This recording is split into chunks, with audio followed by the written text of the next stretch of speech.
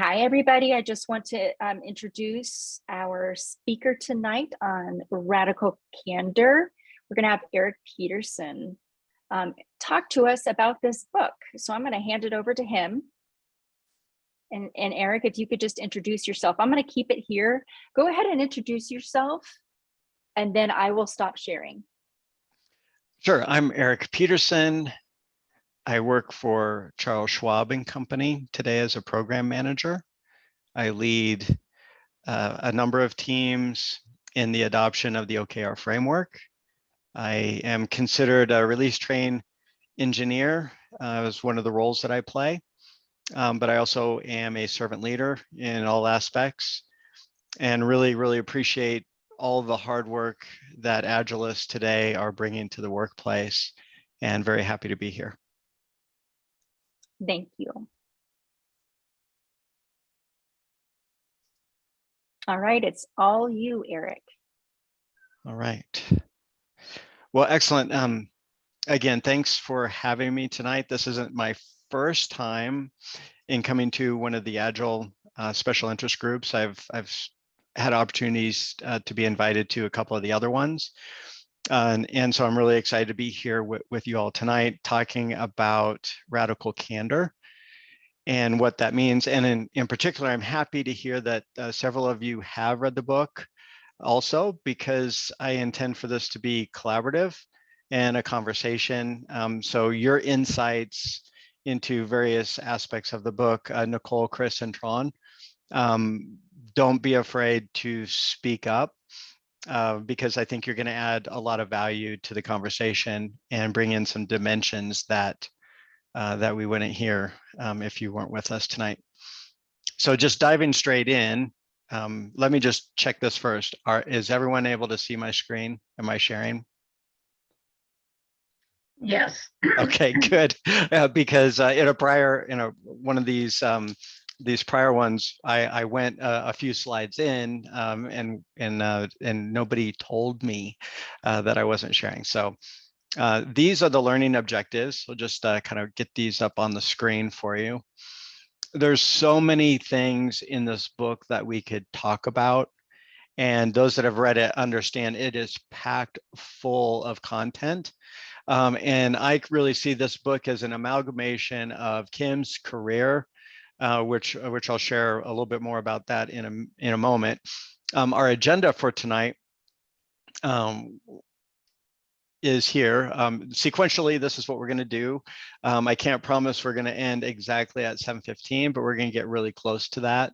It kind of depends how the conversation goes and how much we want to explore in a couple of the areas that I've identified for us. So you might be wondering, especially those of you who haven't read the book, or you're kind of wondering if you should read the book. I definitely give it a thumbs up because it is so rich. And coming from an Agile perspective, we like to listen to people who are vulnerable. If those of you like Brene Brown, you will like Kim Scott and how she puts her books together. Both this one, and I think Tron mentioned her other one, Just Work, that he's going through right now. Very vulnerable. She tells it's kind of a tell-all of all the mistakes that she's made, but she weaves it into all the different aspects of the leadership style that she's presenting today. Based on what I know, she lives with her husband Andy in San Francisco. She had twins while she was working through her career. She earned her BA at Princeton and an MBA from Harvard. So she's like got this stellar background, which we can all appreciate. But she's also been an entrepreneur, and she confesses that she failed her first 3 startups before she eventually joined Google. But all of that to say, she has accomplished so much, and she's not done. She's still actively working. Those of you who know, she's online a lot. You can follow her on Twitter. You can follow her on LinkedIn. Of course, she has her own site, which are easy to find through Google. So she has like one of those careers that a lot of us admire. because she's accomplished so much and worked for these companies that we read about all the time in the tech space. A few of the big ideas that she explores, I've listed those up there. That's going to be really the focus of what we're going to talk about tonight. But as Agilists and people in the tech space, I think you recognize, and I hope that you would agree with me, that sometimes just adapting to change, that might be table stakes, but really we need to be leading the change and begin to create the future. And that's a lot of the things that I'm doing with my teams, is trying to push forward, push the envelope forward, so that we can get more agile in our practices. But more than just the practices, it's really that mindset, which I think is so challenging. I think what we're going to learn tonight, some of the concepts will maybe help us be more persuasive. And we're going to introduce a framework that I think some of us are probably already applying but didn't know. And for those of us that are exposed to it for the first time, I think it can really help. So I hope that sounds good to you. We'll try to keep it moving forward. And there's going to be a couple breakouts that when we get there, Sherry's going to help us put us into a little smaller group so you can discuss. And maybe, Sherry, if it's possible, if we can get Nicole, Chris, and Tron in different groups, that might actually be really, really helpful. If you can't, that's also okay, but just a heads up there. So what is radical candor? And I think she makes this really easy to understand, but you'll recognize right away it's really, really difficult to do. Now, the framework is, in her words, is really meant to be a compass and not a mechanism to like judge people, like and how they're working and communicating. The two main things in this 2x2 that I want to call out is up at the top, care personally, and then challenge directly. Many of us, if you're a servant leader, you probably have that caring personally stuff down, or at least you're definitely on your way to kind of be able to engage people on their terms, leading with empathy, those types of things. The problem that I see and I experience, we have a word for it where I work, and as I mentioned, I work at Charles Schwab and Company. And this is very common. If you ask a Schwab person about the phrase I'm about to say, they'll tell you what it means. But I'll tell you what it means in the terms of Kim Scott's book. We call it Schwab nice. And Schwab nice means we're really trying to get consensus around decision making. And that sometimes delays things to a point where it impedes our progress.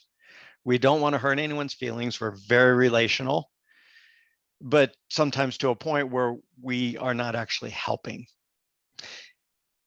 When Kim wrote this book, and she describes in the introduction, and the others that have read it, you can jump in here too and give your take if you like.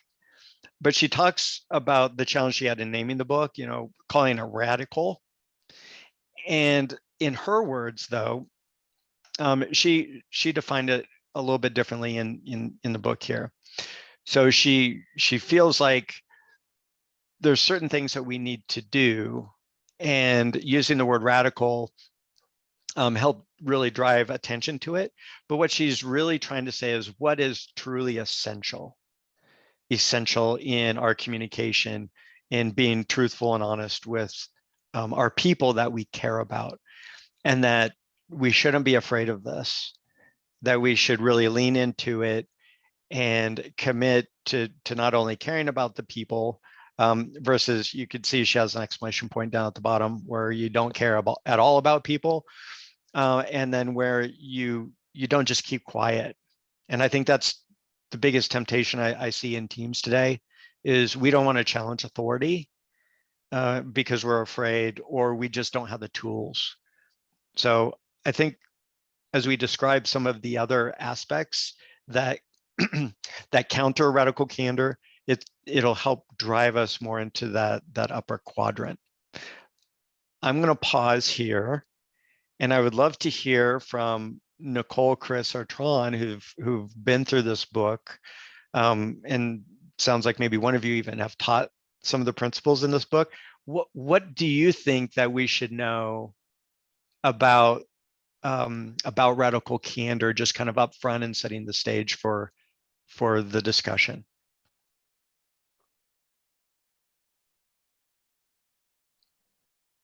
Would one of you like to jump in? Come off of mute.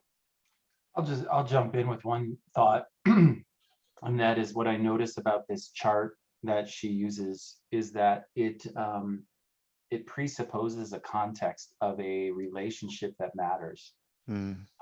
So a team environment, but I think it's also important for people to realize that sometimes silence is appropriate. Sometimes not caring about other people can be appropriate, especially if I'm like traveling down a dark alleyway, right? So I just think that this is in the context of teamwork, and it doesn't always apply to every aspect of life. Oh, that's excellent. I'm so glad that you brought that in. Nicole, do you have anything you'd like to add? I mean, I can't top that. That was awesome. It's pretty good, huh? Chris. Okay. How about you, Tron? Any thoughts that came to your mind as you see this 2x2? As you read the book, it's a slippery slope, and the new book that she's written, expands on that and the different dynamics of personality types, and then male, female, and she expands on that. It can be challenging for people to be direct, to be up in that upper right quadrant, to help guide, projects, activities, et cetera, business results. And I think she does a really great job in this book of just really giving some great examples of, her experience at Google and Apple. I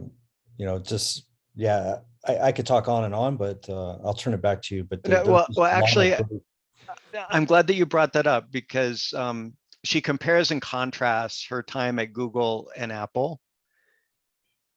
Would you be able to describe for us, like, and if you don't want to, that's okay too, put you on the spot, but because those are companies that we're familiar with and the cultures that we've kind of heard about, is that something that you'd feel like you'd like to share?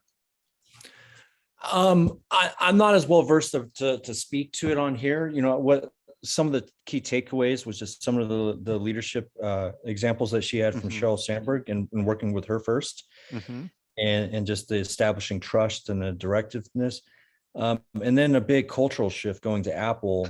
And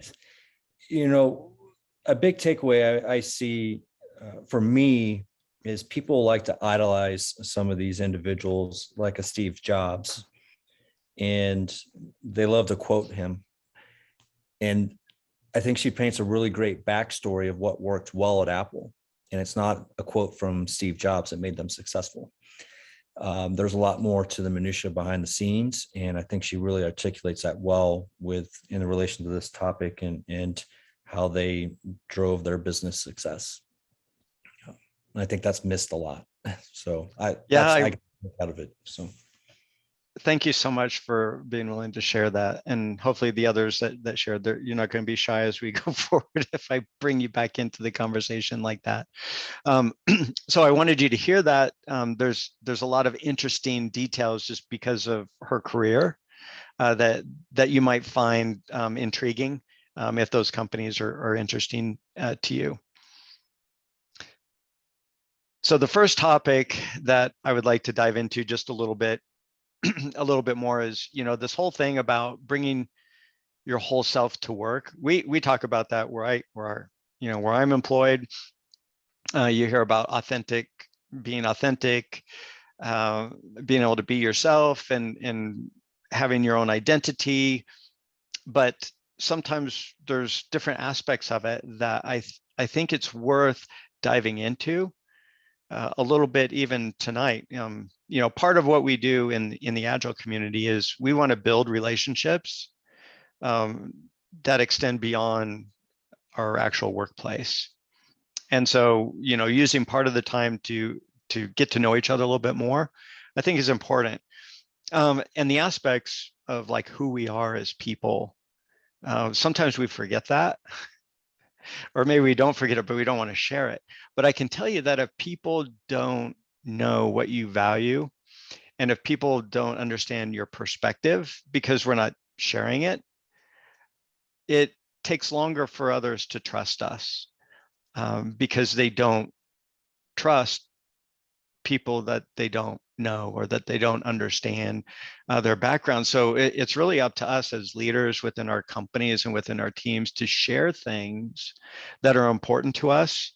And in particular, if you can find stories around, and some people are better at this, than I am, or maybe than you are, but making an attempt to share things, funny things, serious things, but to just to be your genuine self. And as you can get better at that, then, because we have to go first as leaders, then we can begin to invite our peers and our teammates into that conversation. And so anytime I'm looking to make any change, it's always me that has to go first, because we want to be able to model what it is that we want, and we need to be able to share. And sometimes, like with pictures, are really important, where you can see the person's family or the people that are most important in their life, or things that they do that might create new connections, and to share with people why it's important. Remembering what's important to you, because how you see yourself will drive your actions, because action always follows identity. And if you're able to do that over a period of time, and using the principles of radical candor, first of all, caring for the people that you're trying to lead. And this gets back into servant leadership, which I talk about a lot. And I see a lot of what Kim talks about, helping servant leaders be more effective, because we have, as servant leaders, have challenges sometimes being candid, because we don't want to hurt anyone's feelings. But sometimes that's not actually being kind. Telling the truth and helping people hear the message that they need can inspire them to do more than they ever could by themselves. And if you do that enough with other people that are wanting to follow you, that because they trust you, there's a possibility of creating community, like what Sherry's done here and what the other Agile leaders have done in the Denver area to build the Agile Mile High that they have. In my work, we formed a community of technologists that are focused on helping each other because we care, all volunteers, and with leadership support. And that's something that we can do with our families, just in your community or at work.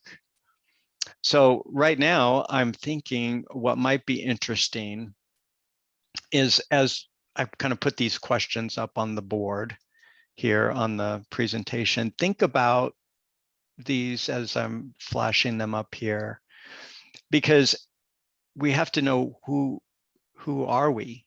Who do we want to become? What are the things that are important to us? Because that's really what's going to drive us. And that's what's going to help us connect with other people, so that we can begin to see things maybe from not only our perspective, but from their perspective. And that's hard work. That's emotional labor. And we need to do it because before we can begin to have radical candor, be able to praise people for things that they do, and actually share with them how meaningful it is, the positive things that they're doing, well before we can begin bringing anything that's critical to them, we need to be able to share with them and be able to help them connect with us, and to be able to give us criticism as well, even before we start to look to do that with others. So I think right now what I'd like to do, Sherry, if we could, as part of the idea of bringing your whole self to work, let's explore maybe for 10 minutes the question of what is it that you really value, at your workplace or in your life, that you do bring to work. And so if you want to go ahead and put people into teams in the breakout rooms for like 10 minutes. So like maybe each of the groups, maybe just to kind of maybe summarize a little bit around what they learned, either about their team that they were just meeting with, or about maybe some of the values that they identified. I heard those in the room I joined. So maybe we could start with, I don't know if you remember which room you're in. Was it room number 1, 2, and 3? Someone from room number 1 want to just speak up and talk a little bit? Or is that, or maybe I could just start with Nicole. That was the room I was in. She can kind of model what we're going to do here. Sure. I took that facilitator flag with my full fist. Thank you. So what we all ended up agreeing on, different people said different things, but trust and reliability, being honest about risks, internal motivation, which included coworkers that wanted to be there and wanted to be part of the team, having value in personal motivation, and then humor when appropriate is how I'm going to rephrase it after our discussion. Mm-hmm. If I missed anything, please add. That was great. Okay, another room? Maybe the room Tron was in?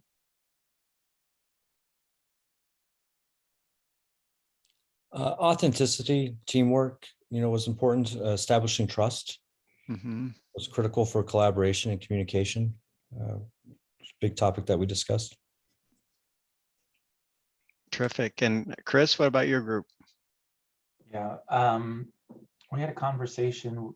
We explored the uniqueness of each individual, and so there was value around inclusivity and communication. Hope and Jeff, I'm looking for help too, because I'm forgetting what they all were. I didn't write them down. I was just enjoying the conversation. Yeah. I think integrity came across, and authenticity in relationships. And hope I'm forgetting yours. Curiosity, but vulnerability was a right. big thing that happened too. Yeah. Yeah. What I think was really cool though that happened is that because we shared about ourselves, Jeff felt comfortable enough to ask about a challenge that he was facing, and we all brainstormed it together. And so I thought that was kind of fun and represented a very quick bonding moment that we had. Yeah, thank you very much. That is really awesome. I'm not surprised by this group at all, especially with your backgrounds and how you are developing your teams. Agile people, that's you all, have a superpower that's really underappreciated, I think, in organizations today.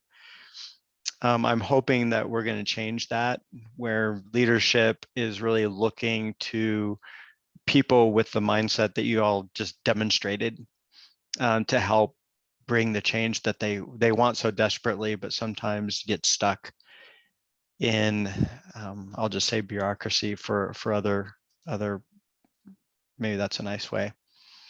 But creating a culture of open communication. So you're already doing that. You just practice that.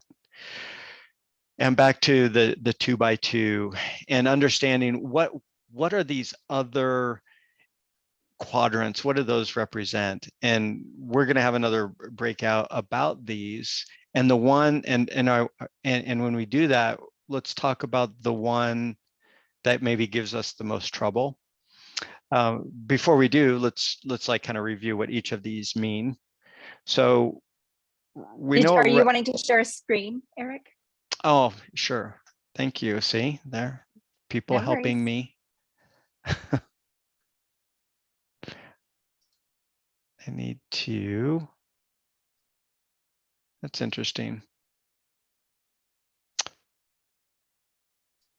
Go back to, yeah, okay. Here it is. I'm sorry. I just got so interested in what we were talking about. I forgot about the screen part. Okay, now you can see? Yes? Okay, good. I didn't hear you, but I saw your head nod up and down. Yes. Okay, thank you. So back to the quadrant again. So when we think about ruinous empathy, I mentioned, at our company, we call it Schwab Nice, where, we try to spare people's feelings. And so we don't always do what we should be doing because we either don't know how or because we're quiet. And that doesn't help. That's not, that we're not doing our responsibility. And that's something I'm actually working on. There's a manipulative insecurity, which we might call that backstabbing, is what Kim equates it to, where everything's fine up front, but then as soon as you leave, it's the other thing. Oh, they don't know what they're doing, or we just don't want to give them the feedback. We're not the right one to give them the feedback. And so some of us struggle with that. I doubt that most of us on this call, because we're so, I'm making an assumption, but we're probably pretty self-aware. And we're not going to be that guy or that gal that's being obnoxious. And that's where you give them the brutal honesty, and that Kim calls front stabbing. So we don't even wait till they turn their back. We just let them have it. Although we might do that when we're driving in our cars, at least here in Denver. It can be crazy out there, and sometimes. So really, the radical candor, her point around that is it only works if the other person understands that we genuinely care about them, and that because we do, we are given permission, we'll say, to be able to challenge them in good faith, and so that they're going to receive it. So you've already established that relationship. And if you read the book, she goes into great detail in specific ways to be able to do that, and to begin with praising people first before you move into criticism, and to model for them how they can criticize you, like even in public, to inviting people to give you that type of feedback in public that typically you would give to people in private, and to show them that you really want it, that you really do value their feedback, and to reward them for the feedback that you get. So all of it starts with us as leaders to be able to model the practice before we can expect to be able to deliver some of that feedback. So what I would like to do now is, if we could, discuss which behavior is the hardest for you and what you might be able to do to move closer to radical candor. So I'm really curious, like in your groups, like which one of these is hardest? If you have a majority or of those things, I'm going to guess what it is, but let's see if we can go back to our groups and just kind of continue the conversation you had with your room, and then come back and you can explain which one of them is hardest for you. Can we do that, Sherry? In theory, everybody should be able to rejoin their breakout room. Oh, Please okay. let me know if you're able to. Perfect. Good luck, everybody. We'll see you in 10 minutes. 10 minutes.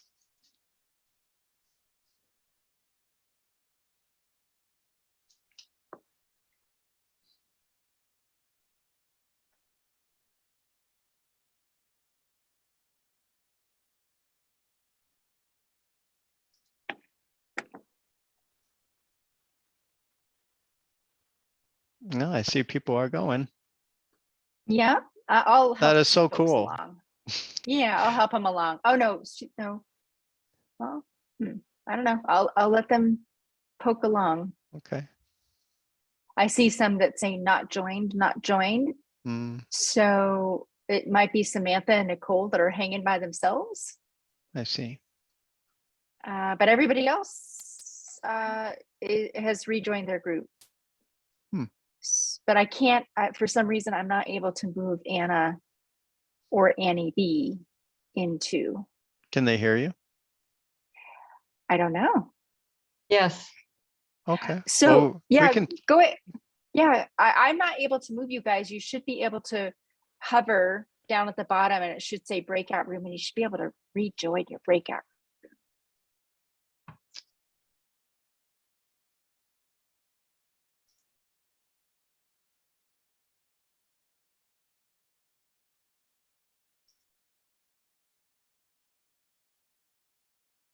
Oh, it looks like Anna. Okay.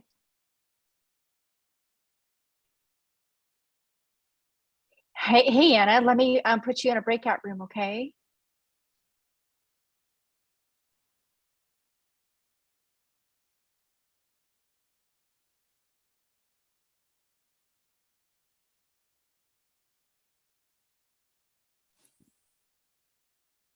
Yeah, I was in breakout room 1 and I tried to join that and it just kind of hung.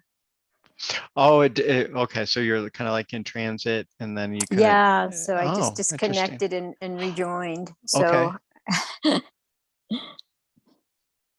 I don't know if Sherry can get me back in group 1 or not. Sorry about that. I somehow joined. I joined the group. Oh, you not, joined. Oh, I did not. Okay, there we go. Thank you. that's funny. I was like, wait a minute. I'm going like, it's like it's in slow motion and you're like, I can't stop this motion moving into the breakout session.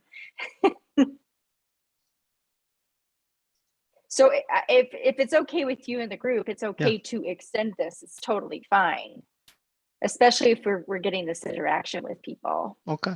That's up to you. I mean, I'm not sure what time that, time commitments for folks are, but there's one shorter part. Actually, I might just skip to the last section, which kind of goes through the model, one of the frameworks that she offers, which I think could be interesting just to go through and just have the discussion in a bigger group. And then just kind of close with that. Okay. I mean, that's up to you. I mean, we can. Well, I'd rather it be up to the group to say, Thank you. like give them the, A, B, and C choices. Okay. Like we can extend it by this much and do everything as planned. Apologies for it being, a little longer. We can flip flop things, or, plan C could be, okay, who would like to stay on longer, and I'll do this segment. Oh, yeah. Okay. Like the bonus round, right? Okay.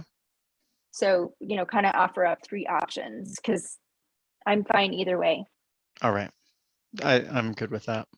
Yeah.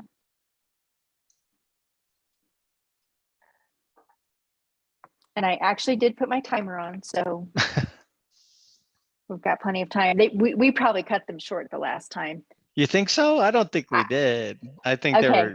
I think they were ready to come back, and I think that we exceeded the 10 minutes overall. Okay. So but it's good. I mean, it really, I mean, the group I joined that you came in later, I mean, they were like deep into stuff. So it's really healthy. That's It's great. just like, yeah, it's just like as if they're like one of my teams or something. And they know each other and they just feel comfortable talking about stuff.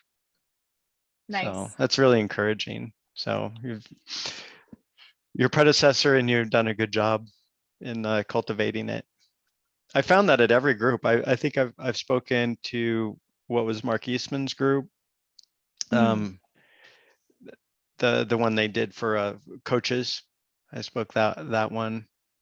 And well, then it's Lori who's running that now, or is it? And then I spoke at Lori. Then I spoke. No, it's a different. Oh, okay. So that was Lori's, and then there's the scaled agile one. That was the first one I spoke at. So they have 3 co-leads, or they have 2 co-leads now, the same 2. But Mark Eastman, I think, was one of the founders, and he's not part of it now. So is that Sally? Yeah, Sally Tate, I think. Is that right? Yeah. Yeah. Yep. Yes. Yeah. Yep. And that was an in-person group several years ago at Solemn, I think, is where they were meeting. That was an interesting workspace going downtown. Okay. But it was fun. Cool. And they had a really nice, I mean, it kind of felt like being at work, but different, because everyone was coming from different places and just showing up and, only, being with people that you've actually only seen them online and then Mhm. seeing them in person, it's different. Well, it is. I think we are all having to kind of learn some new social skills from the virtual world to in person, and doing that human to human interaction again in many regards, professionally, because we have been working virtually for so long. Have you noticed, and well, number one, are you back in an office someplace sometimes? So I am a consultant, and I work with different clients, and ideally once COVID lifts, the idea is I'm supposed to be traveling every week. Oh gosh. Yeah. So, but that's not something I've ever done before. Okay. But they're also just talking about, like, my company as a whole is actually, everybody's kind of benefiting, at least financially, not having to pay all the overhead for, room and board and airfare and stuff like that, getting people to these places regularly. So I think that they're actually, they're going to be more like staying in a virtual setting. Okay. And maybe just getting together for quarterly planning or something. Yeah, we have that coming up.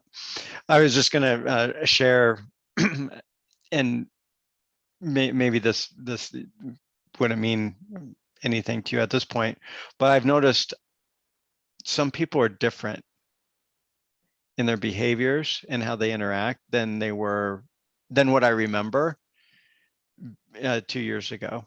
Like, people that were really quiet, they're not quiet anymore.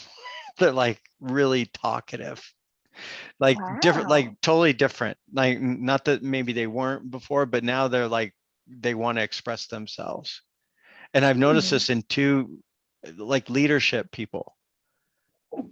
And it's like, and other people notice it too. And I'm wondering if I'm going to see that more, because we just started our RTO last week. And then this week, so a few more people coming back for at least 3 days a week. Or maybe only 1 day a week. There's like absolutely no pressure around like how many days you come in, but like ideally it's 3 days or whatever you agree with your manager. So tremendous flexibility. I love the idea of it, but how do you create some cohesion if there's like random configurations of people at any given time? That is something we're going to figure out. And right now, I think, just like when we had people that left, where they said, okay, everyone's going to go home, and then people can come back if they want or not. I think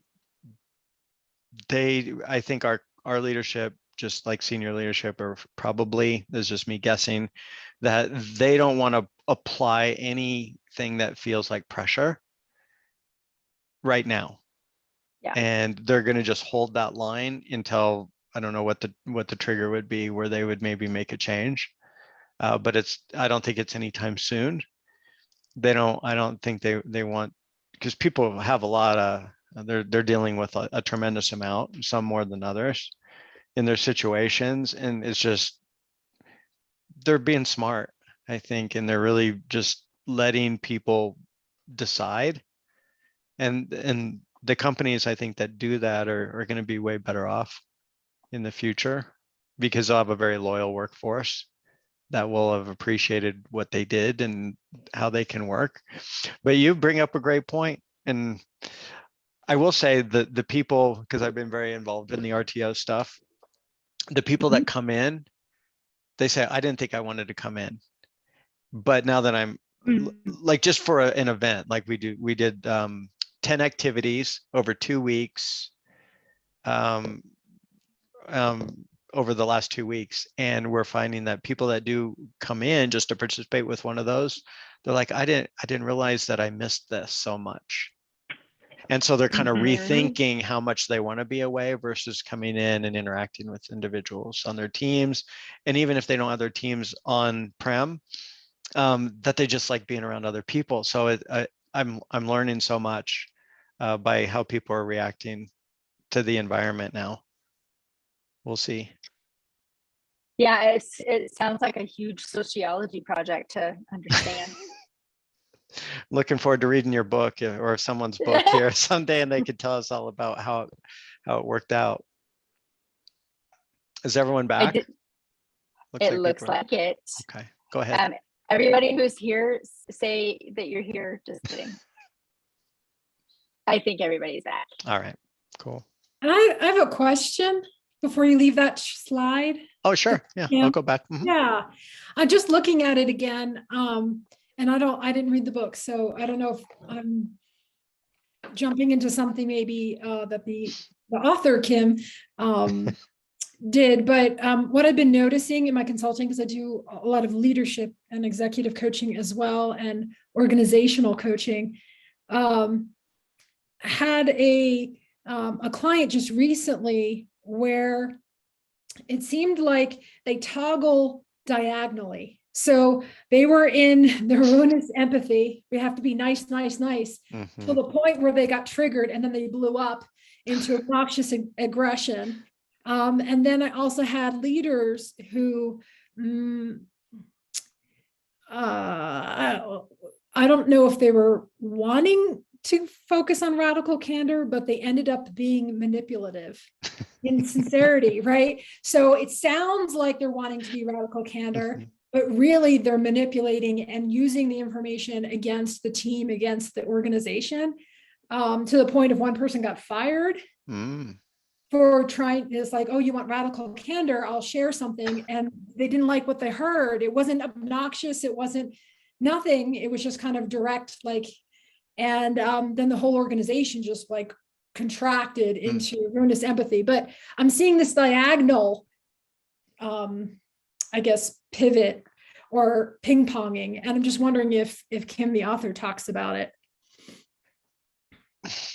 Yeah, she does in a lot of different dimensions. And I might call in Chris and the others that have kind of gone through this too. But I think I felt that myself. I don't know if you can like kind of relate to maybe what some of those leaders were doing, where you want to be able to do it, but you're not exactly sure how to get there. And the manipulative insecurity, I mean, there are people that just, that's kind of how they work. But the people that are really trying to help, you know, if they're actually caring personally, they want to get there. You do fall back and forth between the empathy part and like being quiet or when to speak up. And I mean, it's a whole, I mean, it's like a whole process to get there and to grow into it. And the practice, I think, that you have to have with people that you trust or with your team. And if you do pick up the book, there's a section at the end, at least in the newer one, that actually kind of lays out a a plan of how you can approach it with a team. But you have to kind of get them, if you're trying to do that as a team, you have to like introduce them to the concept and like, what does it mean and how is it going to work? And then you have to model it, and then you have to go first, and then they have to be able to give you the criticism, and then you have to practice praising them as well. So it's I mean, it's easy to see it in a 2x2. So she's quite brilliant in putting it this way, but the practice of getting to just challenging directly. One of the keys that she does bring up is like to not get into the ruinous empathy is to share your feedback really quickly and don't hold it. You got to get it to them, because there's like a laundry list of reasons why, maybe like 10 to 15 of them in one of the chapters, might be chapter 5 or something. And she lists out like you know, your feedback has a half-life, a short half-life. That you should be able to share your feedback in just a couple of minutes, or even between meetings. Like, hey, I need to give you some feedback on the, you know, the presentation. You know, but you don't always give the feedback, because it's not always material. You don't have to like knit everything too. So I guess you have to be a little wise in how you want to approach it and where you want to start. Chris, in your experience, I know that you've done some consulting in this area based on what you've said. What would you suggest to Kim? Well, I think, you know, this actually kind of hits on a criticism that I might have about the book, and that is, you know, so I think Dale Carnegie might have said something like, in the story of a person's life, they always play the hero, right? No one ever tells the story of their life where they're in the role of the villain. And so I think when people read this book and they see words like ruinous, manipulative, and obnoxious, it's never us. it's very rare that someone's going to put themselves in one of those boxes, and that our brain will convince us that we're actually doing the thing, even though from an outside perspective, people might see it differently. So, so yeah, I just kind of have an issue with using such judgmental language, because I think it prevents people from really being able to see themselves in an accurate way. I love that, Chris. Thanks for sharing. Now let's practice. Is there somebody else on the call that sees it differently, like say Nicole or Tron, where you might have a different perspective? I don't know that I have a different perspective, but she is actively working to remove her aggressive language. If you listen to her most recent podcast, like they'll call each other out. It's kind of funny. I forget, like, I don't remember which one was most recently, but she was definitely like, oh, we can't say, it was some GSD circle. And so like they took a word out because it was aggressive. And I'm telling a terrible story because I don't know all the words. That's okay. That's good. Yeah. And we're going to get to the GSD. I'm glad that you that'll be a good segue. I don't know, Kim, if we really addressed your question, but if you do dive into the book, there's a lot of details in there that might help. There's just a lot. I mean, her book is really full of oh no, I feel like in transitioning maybe into this next section, it's always about Can I interrupt really quick, Eric, and let's just check in with everybody? Oh yeah, please do. Please do. Well, thank you. Why don't you give some options? We usually wrap it in about 15 minutes. I am learning we might be going longer, and I need to time box this more to 2 hours. Eric, what are some of the options you'd like to give the folks here? And we could do like A, B, or C in the chat. Okay. Well, so we covered half, but the other half isn't as long if I go faster. Okay. And we don't have any breakouts. So it'll just be this group together. The next section is around growth trajectory, which I think is really interesting. And we could end there. The second option is we could do growth trajectory and then press into getting stuff done, which is a framework and how to work collaboratively, which I think is also interesting and worthwhile. So we could do both of those or one of those. So we could do option one, which is, we'll just say trajectory. Two is skip to the framework for getting stuff done. And three would be both. And four could be none. We could wrap up. And how much do you think we'll go over if we do all of it? Quarter till. I think we would probably go another 25 minutes. Is everybody good with that? Like maybe share in the chat if that's a good thing. You don't hurt my feelings if you either way, whatever you want to do. So Jeff said 3. Okay. Can we remind everybody what option 3 was again? Three is both. 3 is both. Okay, do it all. Mhm. All right. Okay. Kim needs to drop. Usually, Kim, I'm glad you're sticking around because usually you do have to drop even earlier. Perfect. Yep. Okay. Got more work tonight Oh, well, I understand. for a meeting with India in the morning. So, Oh boy. Oh, yeah. Okay. All right. Well, we've got our answer there. Nicole, thank you for sharing those resources. I'll put it in the sign up sheet so it's all tidy and neatly packaged there together. And Eric, I will close out the breakout rooms and carry on. Okay. So we're good. Well, we I think actually Chris made this point in his reaction around sorry, that we never see ourselves as a villain. We're always the hero. We want other people to change, but we're not always willing to change. So I thought that was a great way to close that segment out.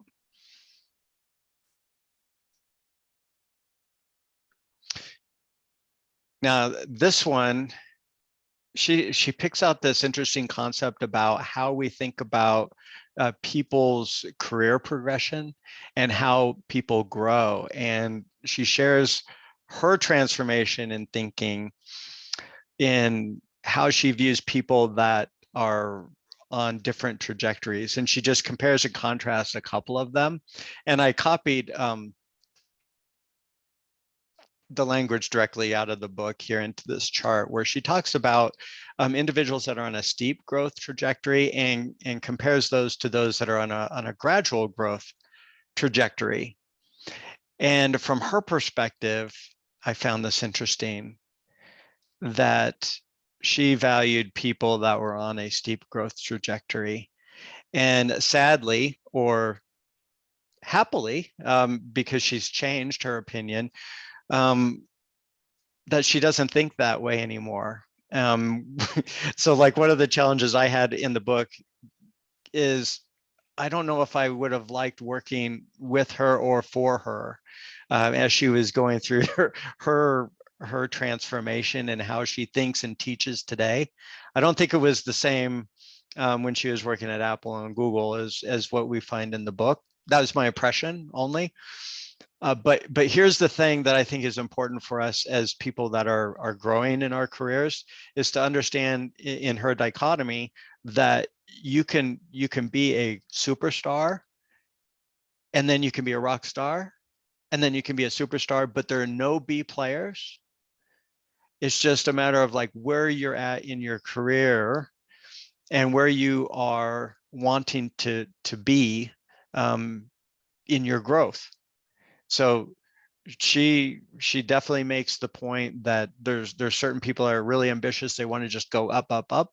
And there's other people that they're very stable, and they're the ones that kind of hold everything together. And personally, earlier in my career, like I got promoted, like it seemed like almost every year, for like 5 years. It was like I had 5 or 6 promotions super fast. And then honestly, like 14 years, I was at a senior level and no promotions, but I was still growing. But I felt like I was comparing myself to like other people that were still in that superstar trajectory, and they were going really fast. And some people even will just say like they passed me, although I didn't really want to go where they were going. So when I talk about these things, this is really enlightening to me, that, hey, guess what? It's okay, Eric, that you can build your career the way that you need to build it. You can grow at the speed that you're comfortable to accommodate all the things that are going on in life and at work. And that's perfectly okay. What did you like when I'm explaining that? I know there's some, you haven't read this, but when I'm kind of explaining and sharing with you how she sees the different trajectories, how do you think about it? This is kind of how she summarized it a little bit in her guidance and principles. Is there anyone on the call that would like to share their feelings about this?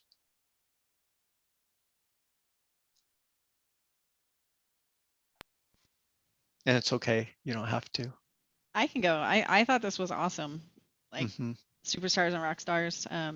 That is one of the principles that did stay with me, that it depends where you're at and where you want to go, what is your, and it can change often. Mhm.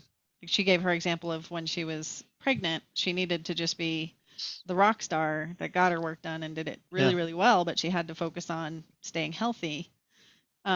And I think that's awesome. Like, I wish more managers understood, like, just because somebody is super competent doesn't mean that they're not worthwhile to like Mhm. focus on. So I Mhm. thought that was pretty cool.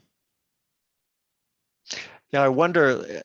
I maybe I didn't pick it up in the book exactly, but I'm kind of feeling when she had her twins and she realized that she couldn't be at the trajectory she was. Not that others couldn't, but she said for herself she couldn't. I wonder if that's what maybe kind of triggered her thinking differently. Did you think about that, Nicole, at all?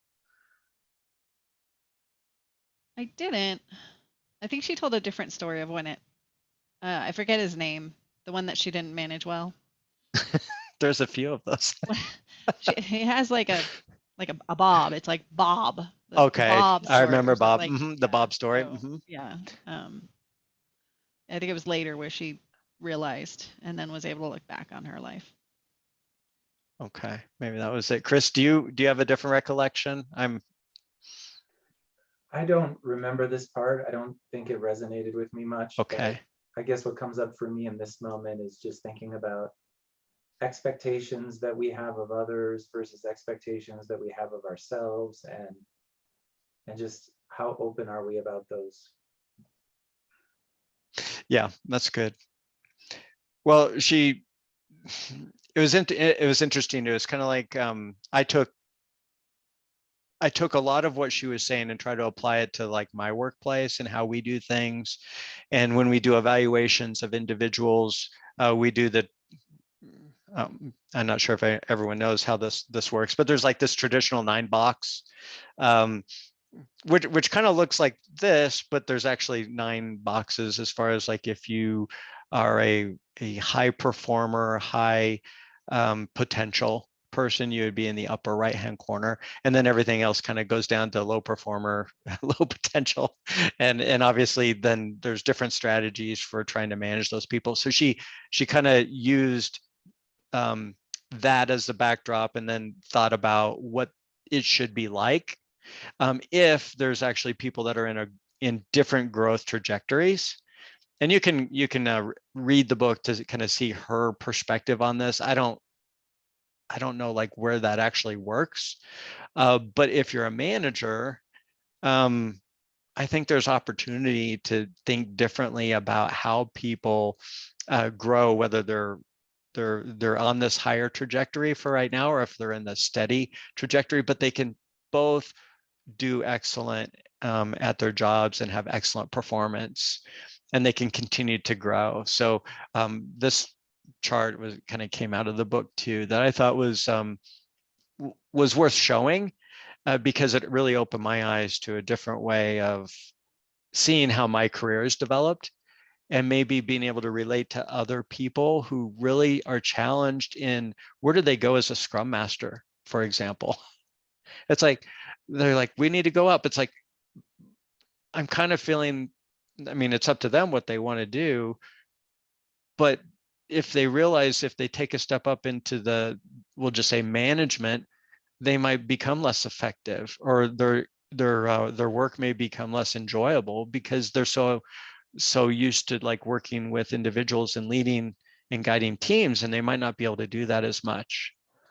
And I feel like sometimes people are penalized for just doing a great job every day if they're not like taking that next step. And it's like, oh, so anyway, in the book, Kim offers a different way of looking at how people are growing, and I really appreciated that she put that in the book.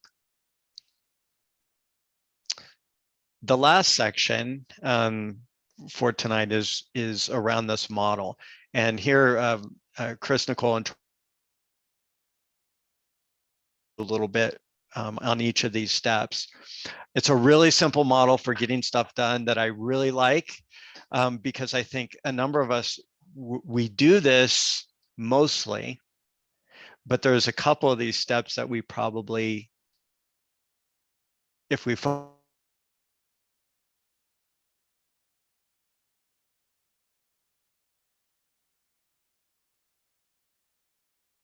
and we'll see if you see how you think about it. So she has these 6 steps. Oh, that's sad. Can you still hear me? It says my internet connection is unstable. You went out for Yes, a little we bit, but I did. Yeah, we can hear you. Okay, all right. Maybe it's telling us something. Okay, so we talked about listening, and someone actually made the point about there's some people that listen quiet, and there's some people that listen loud. They didn't use those terminology, but is it okay if Chris, Tron, or Nicole tell us, like, compare and contrast the different listening styles, I guess? Would someone like to? They're listening silently. I'm actually drawing a blank on this section. I think it's just that time of night where I'm drawing a blank on this section. I do remember this diagram, but It's okay. I don't. I should have brought the book with me. I actually got it packed up right now because I'm moving here soon. But so No worries. I took some notes on it. Well, effectively, there's some people that they just need the more time to kind of think and process. And they just don't say anything, they just kind of listen, and I think she compared and contrasted the listening styles of some of the leaders in Apple and Google. And there's some that they kind of challenge, as you're like talking and stuff, and it can be really annoying. But that doesn't mean that they're not listening, I guess, is just a different way. Chris, did I describe that right, or how all right, well, listening as an agile leader, we all recognize how important that is to listen for understanding and to be curious and those things, versus trying to get kind of the next word in.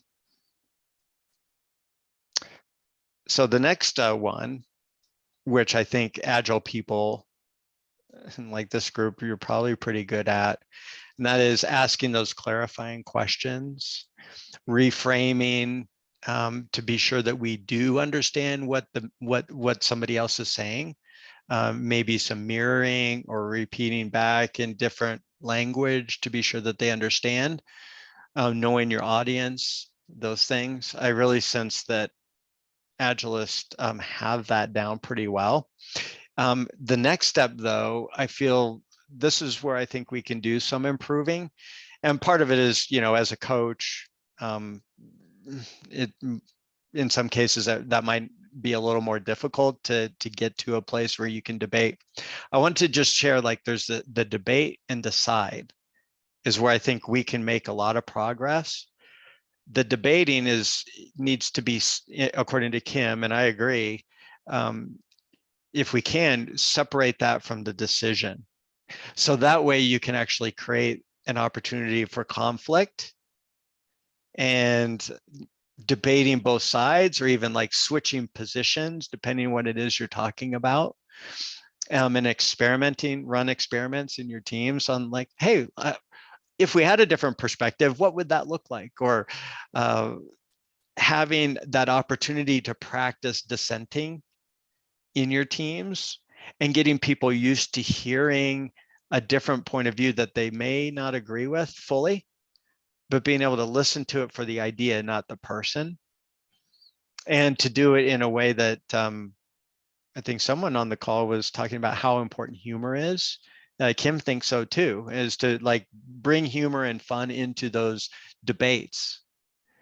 So when we think about debating an issue or to make a decision, Chris, Tron, or Nicole, is there an aspect to that that you've tried on one of your teams or in your organization you'd like to share?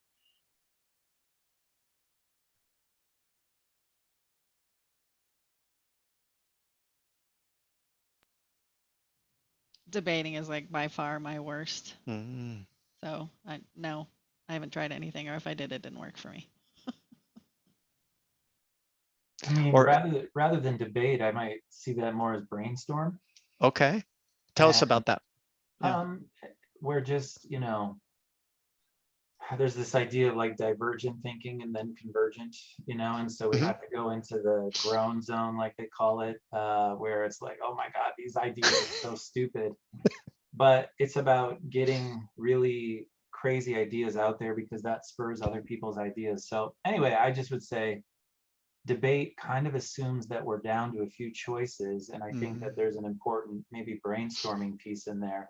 Okay. Getting a long list of choices and then narrowing that down in a decision-making process. So yeah, I think I might replace that with brainstorming.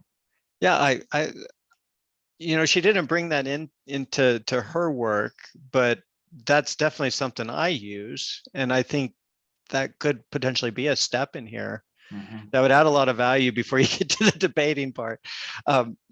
I find I work with a lot of leaders too, like the VP or managing director type people. And I find they don't want to do that. They don't want to do now they'll do the stuff behind, when people aren't there, and kind of work things out. And then they all of a sudden agree. But I've tried to orchestrate a debate. When I was a chief of staff for one senior leader, and they just did not want to do it at all. They were not going to have it. But I've tried it with my teams. Yeah. Oh, go ahead, Chris. Go ahead. No, I just wanted clarity. They didn't want to debate, you're saying? Yeah. No. And I think it's like cultural or something. But if I take it to my teams and I frame it the right way, because like we trust each other, they'll do it. It's like, all right, now who else has a different opinion? And if they have one, they'll share it. Yeah. And then I find that there's a lot there that you can start to unpack. But most people don't. At least the people I work with, they don't want to disagree. They want to find a way to agree. They're always trying to find that path. And I think sometimes we don't get to the best solution because we didn't really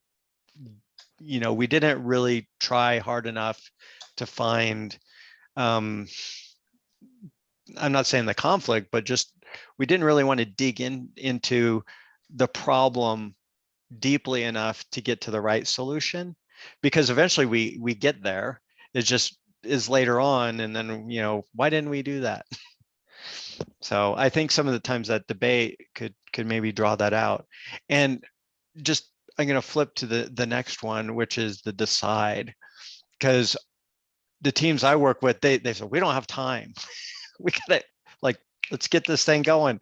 And leaders are they have the same mindset around like, what are we waiting for? Let's just go.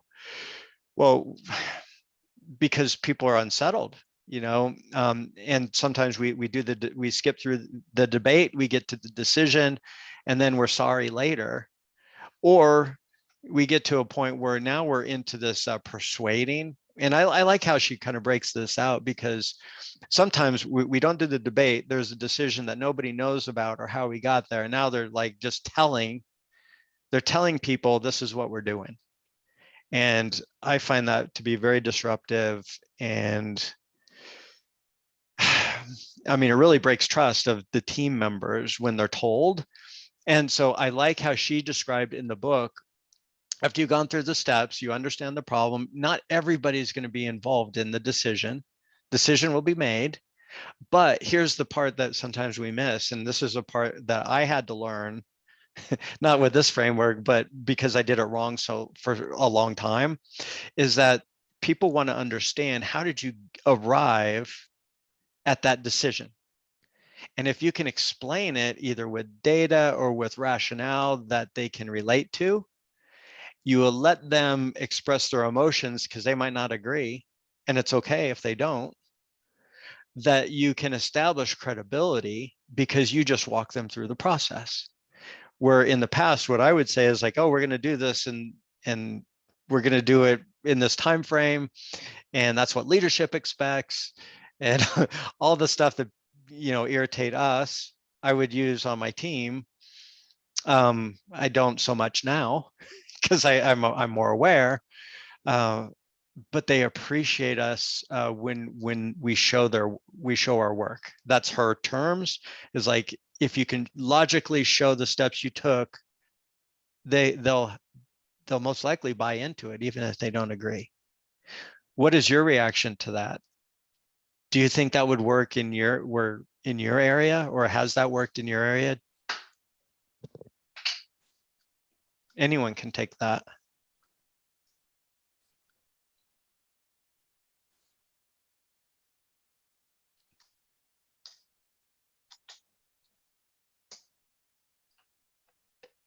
For me, I would say it depends on the topic.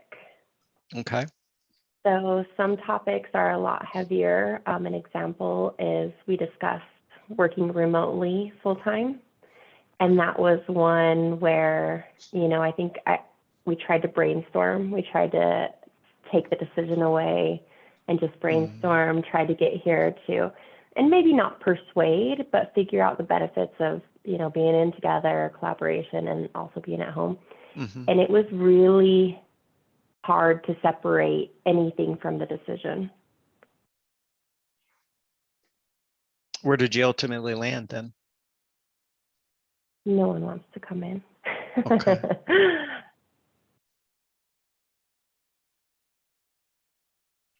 Anyone else?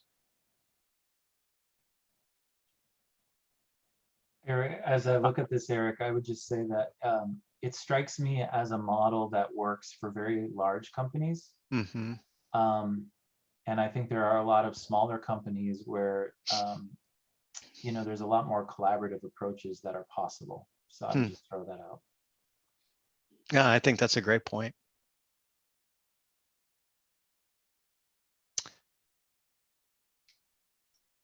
Okay.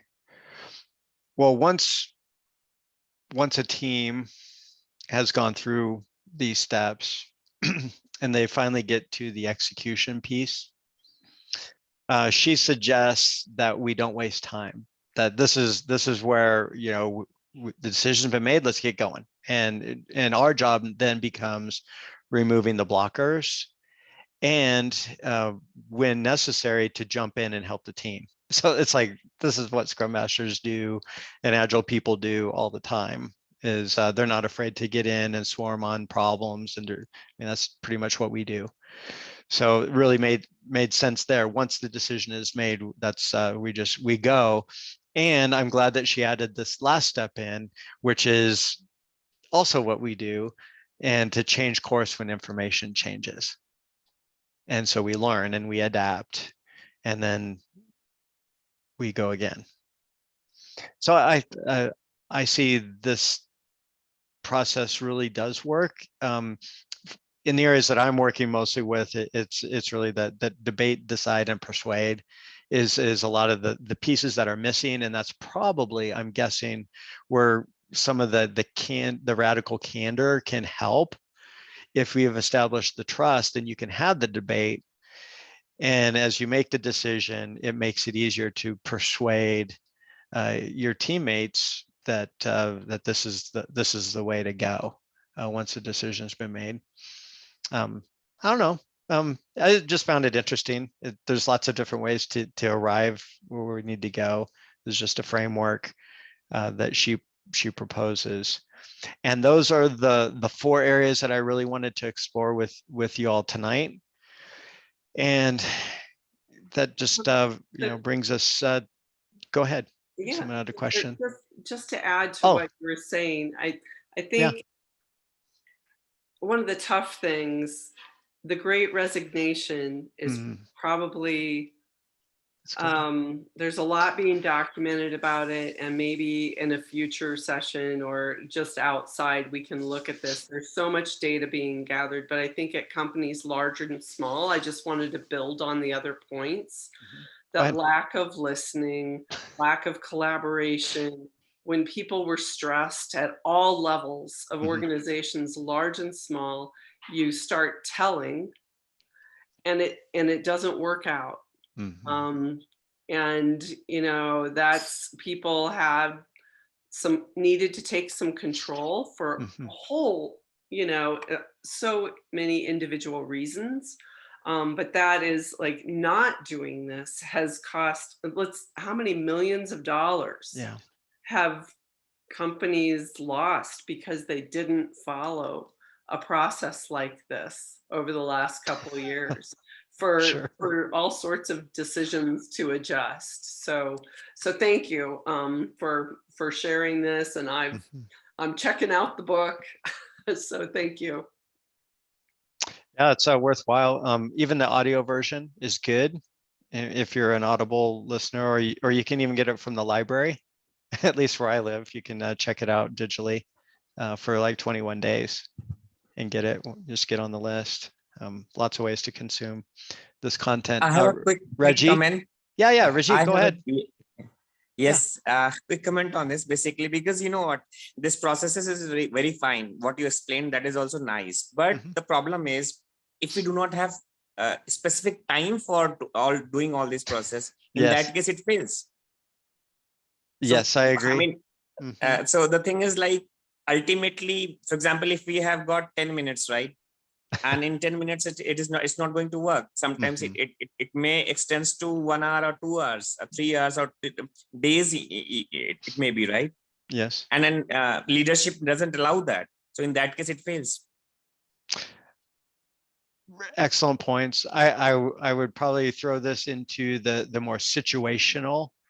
I mean, not every decision goes through or needs to, depending on your team agreement, you know, and how you work. And I think this is it's a lot theoretical, but I also see at the organization level,